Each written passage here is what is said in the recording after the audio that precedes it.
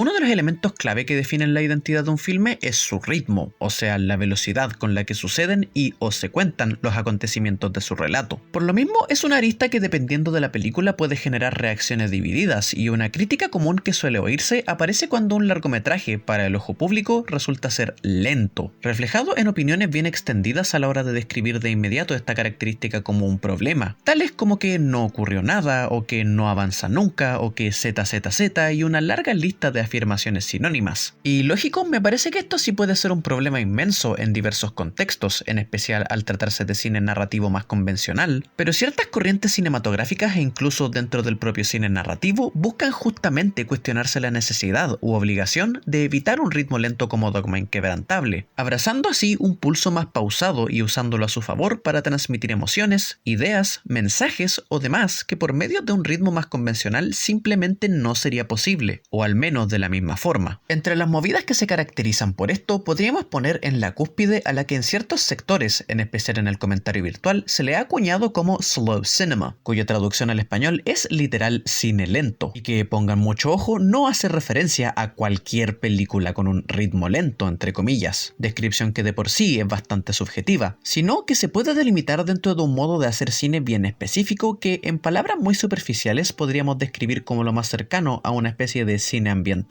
caracterizado por una ejecución minimalista, planos extendidos y con poco movimiento, y una despreocupación de poseer un argumento o línea narrativa con acontecimientos potentes, todo con fin de favorecer al contar un relato por medio de la atmósfera, así como de elementos simbólicos u otros no verbales, en que los escenarios, las expresiones y muchas veces la cotidianidad se vuelven personajes en sí mismos, acentuándose así la belleza en la simpleza de las cosas. Sé que esto en el papel puede sonar muy pretencioso, o más aún al ver algunas cintas de este tipo fuera de contexto esperando algo más convencional, lo que muchas veces termina suscitando comentarios burlescos.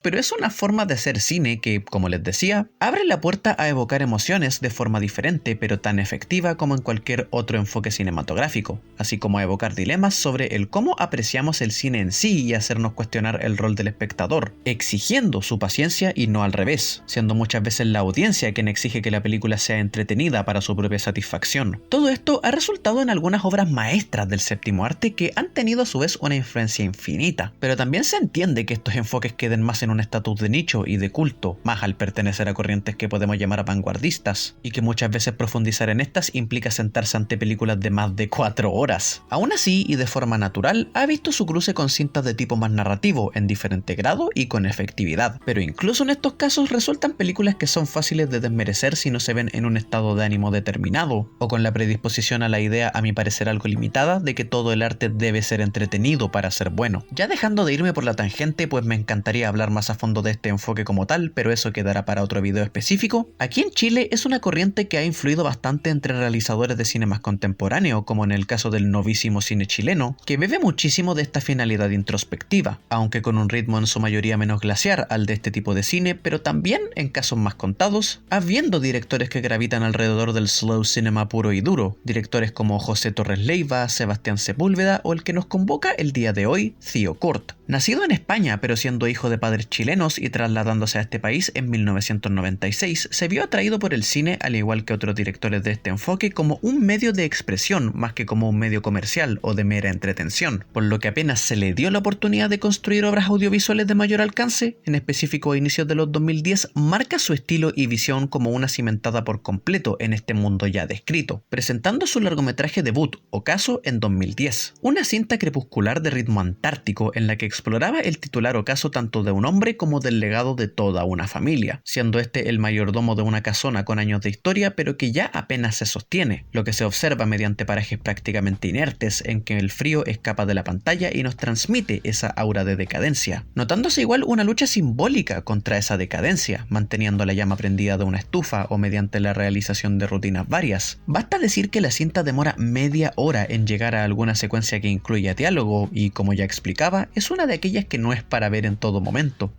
menos si es que estás esperando ver una película para distraerte. Aún así, en lo personal y fuera de los mencionados aspectos, así como de su final que prácticamente rompe la cuarta pared con efectividad para terminar de cerrar lo que quiere representar, no se me hizo de lo más contundente que yo haya visto hasta la fecha realizado con este enfoque, pues me parecía que no todos los elementos terminaban de hacer sentido respecto al que debían representar, y por lo mismo no terminé de apreciarla por completo. Es aún así un filme como mínimo interesante en que el director se mostraba de inmediato como uno con intención clara, poniendo en práctica con potencia las lecciones aprendidas de grandes exponentes del género, logrando transmitir esa aura fría y crepuscular que buscaba. Tras esa experiencia, casi 10 años tuvieron que pasar para que el director nos presentara una segunda placa filmográfica, llegando hace ya unos cuantos años en 2019 con la película que nos convoca el día de hoy. Estrenada de forma más pública tiempo después, pues su presencia se dio de modo muy limitado en festivales internacionales, por lo que la oportunidad de verla se me dio mucho más tarde. Esta se titula Blanco en Blanco y es una experiencia bastante particular en diversos sentidos. En primer lugar, porque supone un salto tanto de presupuesto como de escalas notables. Esta es una coproducción chilena-española cuyos recursos se notan desde las locaciones y recursos técnicos hasta el reparto, incluyendo ahora la participación de actores de gran renombre nacional como Alejandro Goic o el siempre excelente Alfredo Castro, sin ser esta la excepción, quien deslumbra en el rol central. Pero tenemos incluso la presencia de actores de la talla de Lars Rudolph, más notable por su participación en películas de Béla Tarr, lo que me parece que hace más evidente la influencia de dicho cineasta en el cine de Kurt. A mi parecer se puede notar que este filme supone también un cambio estilístico notable respecto al largometraje anterior del director, aunque el ritmo pausado sigue siendo clave y me parece ya un sello identitario de su persona. Aquí nos sumerge en los fríos parajes de la Patagonia y dejando claro desde los primeros planos que esta película tomará su tiempo. Pero este enfoque pasa a un plano un poco más secundario, optando por un argumento con una línea narrativa mucho más concreta y con varios puntos importantes, incluso sacando ciertos elementos del cine western, pero en una línea más revisionista. Sin entrar en mucho detalle, pues creo que es una película que vale más ver el cómo se desenvuelve sin saber mucho. Pedro es un fotógrafo que es contratado para ir a los confines más australes del país por el enigmático Mr. Porter, todo con fin de hacerle retratos para lo que será su venidero matrimonio. Pero a medida que van avanzando los acontecimientos nos vamos dando cuenta de que cosas muy oscuras están ocurriendo bajo la superficie, y debido a su personalidad al parecer bastante obsesiva, Pedro se verá en problemas e introduciéndose en una espiral en descenso por trabajos cada vez más éticamente cuestionables. Así, toda esta línea central se usa primero que todo para hacer una fuerte crítica a cierto fenómeno histórico en que prefiero no ahondar, de nuevo porque me parecería un gran spoiler, más aún dado que las piezas del rompecabezas se nos van entregando con lentitud, aunque debo decir que es muy difícil hablar del largometraje sin profundizar al respecto. También se usa para darle espacio a diversos dilemas éticos que se nos presentan y dejan reflexionando con efectividad, tanto a la audiencia de forma individual y su perspectiva respecto a temas fuertes, así como ligado a variadas aristas de nuestra sociedad, con fenómenos que, si bien aquí están plasmados en un formato de época, se sienten en espíritu muy contingentes y relevantes. Uno de los cuestionamientos que más me fascina, eso sí, de los que se tratan aquí, hecho en muchísimas otras obras de todo medio artístico, pero creo que en esta película es de lo que más destaca, es uno de naturaleza metaartística. En específico, la complicidad que puede llegar a tener un artista en procesos horrorosos. Aquí, claro, desde el caso de la fotografía, con un protagonista que, como dije, de forma obsesiva y a momentos por lo mismo muy oscuramente cómica, intenta darle vida a la perfección milimétrica a estos encuadres que retratan desde cosas más que cuestionables hasta atrocidades, enfatizándose con ciertos diálogos que exponen lo casi absurdo de la situación, y de nuevo haciéndonos pensar sobre el dónde están los límites éticos en la producción de una obra artística, pues un artista puede intentar desligarse todo lo que quiera de la realidad y de ciertos eventos con la razón de dejar una obra para la posteridad, o argumentando, por ejemplo, y haciendo un paralelismo con nuestra realidad, que su arte es apolítico, o que lo importante es la obra por sobre su producción, o mucho más. Pero, ¿a qué costo? Vale decir que no pretendo aquí dar respuestas a preguntas tan complejas, pero la cinta en sí tiene una posición bien clara al respecto y este es de los puntos fuertes del largometraje, en especial el cómo nos hace reflexionar al respecto. Volviendo a otras aristas, vale recordar que si bien este es un filme de tinte más narrativo, el ritmo sigue siendo bastante meditativo y uno que requerirá que la audiencia esté en cierto estado de ánimo, pero me parece de notar que es un buen ejemplo de película que intenta balancear la filosofía del slow cinema con un enfoque más accesible, por lo que para personas ajenas a este tipo de cine y que tengan un mínimo de interés en darle una oportunidad, creo que esta es una buena opción para echarle un ojo, aunque no es precisamente uno que incluiría en un listado de dónde empezar en el género. Aún así es de hecho mucho más invitante que el debut de Kurt, pero aún así tampoco es uno que considere exento de imperfecciones, aun cuando estas tengan su raíz en conceptos que en sí son bastante interesantes en el papel. En específico, la película tiene una fijación fijación por sembrar mucha ambigüedad en lo observado, y si bien esto resulta en ciertas capas de análisis muy interesantes, en otras ocasiones puede dificultar la inmersión de la audiencia, ya que es poca la transparencia en las intenciones de los personajes, lo que podría hacer que los percibas o como personajes complejos o como que simplemente no se puede empatizar con ellos por la falta de claridad de lo que está pasando. En todo caso, esta ambigüedad nos entrega elementos fascinantes como la omnipresente figura de Mr. Porter, que simplemente nos hace preguntarnos muchísimas cosas al respecto e incluso interpretarlo de diversos modos. Según yo, hasta recordando un poco en naturaleza al clásico relato de Esperando a Godot. También hay mucho que podemos discutir respecto a las intenciones de Pedro, que nunca se esclarecen exactamente si vienen solamente de un tipo sumamente obsesionado por obtener fotografías perfectas, y que por lo mismo se pueden malinterpretar como que hay segundas intenciones en ciertas de las cosas que hace. Como sea, aún con todos estos elementos positivos, considero que mucho del tiempo del largometraje no está por completo justificado, y no por su ritmo, sino porque habiéndola visto ya un par de veces, hay ciertos elementos, acciones y eventos de los que no termino de entender su propósito o significado específico. Otros se hacen más apreciables, pero creo que son más los que me distraen de la experiencia, al menos en el gran esquema de las cosas. Y a mi parecer, esto termina nublando el resultado completo, más aún con elementos que me atrevería a llamar como algo surrealistas, aunque estos tienen una presencia bastante mínima. Y si bien creo entender lo que se quiso expresar con su inclusión, me dejaron más con preguntas y no en un buen sentido. También se podría decir que todo el relato se divide en dos actos notables, en que de primeras parecieran ser dos centros temáticos, pero todo resulta ser una lenta subida de telón para revelarse cuál es el verdadero punto. Pero si bien se nos va contando de a poco cuál es el verdadero fondo, algo me hace sentir que la conexión y el contraste entre ambas mitades le quita ciertos puntos al filme, más aún porque tenemos un desarrollo más detallado en su primera mitad, mientras que la temática más fuerte que se desarrolla en la segunda pareciera hacerse de manera mucho más superficial. Y entiendo que esto es para enfatizar la temática de hacernos cómplices de los horrores vistos, pero no dejo de pensar que todo hubiera tenido un mayor peso si ciertos personajes presentados aquí hubieran tenido una mayor relevancia que fortalecieran estos temas. La finalidad completa del filme también quedó un poco más difusa, pues ambas mitades en términos generales tocan temas algo diferentes, pero el que insisto a mi parecer es su tema más interesante se liga a estos cuestionamientos respecto a nuestra condición y a cómo el arte puede moldear la perspectiva de acontecimientos tan atroces, en este caso estilizando algo que no debería ser estilizado, y otra vez en consecuencia haciéndonos dudar respecto al dónde están los límites del artista, pero también de nosotros como audiencia y de nuestra desensibilización que se da a larga escala ante cosas que, al ser ajenas, solemos ignorar el verdadero peso y las implicaciones éticas de ello. Pero esto no es lo único que trata la cinta, y por lo mismo en otras materias en las que indaga no siento que genere tantos cuestionamientos profundos, o en verdad es más el hecho de que, como mencionaban, no me parece que todas las secuencias o elementos estén usados para su máximo potencial, y la película como un todo les hace sentir más como ideas algo inconexas que fueron pegadas, por lo que ninguna termina de resultar en un desarrollo 100% completo, en especial aplicándose esto al primer acto en contraste al final, que es notoriamente el punto al que querían hacer llegar el relato desde un comienzo, y el que también sirve como recordatorio de otra gran atrocidad que suele ser olvidada en diversos medios. Así, tratando igual el vínculo de la fotografía y el cine, tenemos una de las secuencias de cierre de una película más memorables de su año, una que aprovecha todos sus elementos y los que han sido construidos, así como el ritmo pausado, para lograr entregar un puñetazo efectivo en una secuencia muy oscura, pero a la vez extrañamente cómica, que se queda en la retina de la audiencia y como mínimo no te dejará indiferente. Así, Blanco en Blanco es un interesante relato original, lejos de estar libre de imperfecciones, pero que supone un buen equilibrio entre una intención meditativa y narrativa, así como que muestra al director dando un paseo adelante a nuevos horizontes en todo sentido, con un ojo técnico muy pulcro que es un deleite de ver y que también nos convierte en una suerte de voyeristas en contextos bien extremos, que nos hace reflexionar y cuestionar sobre debates morales dentro del mundo del arte, así como de otras aristas, y además nos hace recordar uno de los horrores más grandes de nuestra historia que poco se ha tratado en nuestro cine. Como dije, no es para todo el mundo e incluso para quienes aprecian el cine más lento puede que encuentren ciertos problemas, pero como un todo es una experiencia que vale ver, en especial por lo que se consigue con esa secuencia final que desde mi perspectiva es de lejos lo más efectivo de todo el largometraje, pues termina de plasmar de forma visual todos esos cuestionamientos que se mencionaban a lo largo de este video, además de hacer evidente el significado del nombre de la película, uno bastante bien puesto. Si les interesa pueden verla de forma 100% gratuita si son de Chile en la siempre apreciable página Onda Media, que tanto está haciendo por la difusión de este bello medio artístico a nivel nacional. Para terminar, es una que no llamaría como una esencial en su totalidad, pero que sin duda tiene factores que le hacen un visionado especial, y desde ya puedo imaginarme a mucha gente amando mucho más esta película que yo. Como sea, quedo muy interesado por ver en qué dirección se irá Cord en su venidera nueva película, que que si bien entiendo saldrá este año, y me intriga saber si volverá a esa lentitud invernal de ocaso o si hará chocar aún más al slow cinema con un enfoque narrativo, lo que me parecería más que interesante, o incluso si es que decide irse a una dirección por completo distinta. No queda más que esperar para saber qué es lo que hará exactamente. Si el video te gustó, te invito a compartir, seguirme en redes sociales y a suscribirte para estar en sintonía con más contenido tanto de cine como de música. Sin más que decir, te deseo un excelente día, tarde,